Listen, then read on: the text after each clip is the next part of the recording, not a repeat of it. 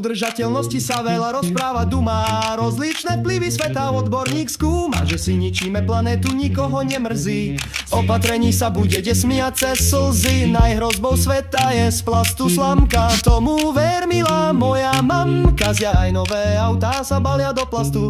Nik si nevšimol silu tohto kontrastu. Jadrová energia je hnus, Černobyl, každý aktivista ju kritike podrobil. Na elektrine sme však závislí všetci, vyrobíme z uhlia trocha dymu keci.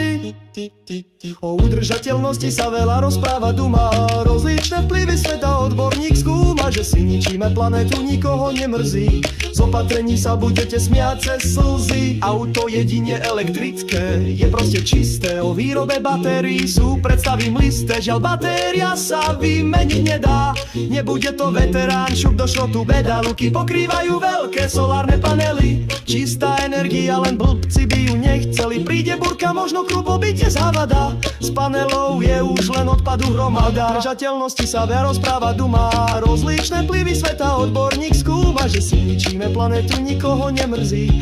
Z opatrení sa budete smiať cez slzy, moderne sa sleduje uhlíková stopa, vo firme ju kontroluje ľudí kopa. No neplatí to pre všetkých, milé deti, predstavenstvo lietadlom si letí. Ak sa vám zdá, že je toho málo, čo pre záchranu sveta sa udialo, s nápadom príde dáky babrák, bude recyklovať použitý hajzlák. Udržateľnosti sa O udržateľnosti sa veľa rozpráva duma, rozličné vplyvy sveta odborník skúma, že si ničíme planetu, nikoho nemrzí.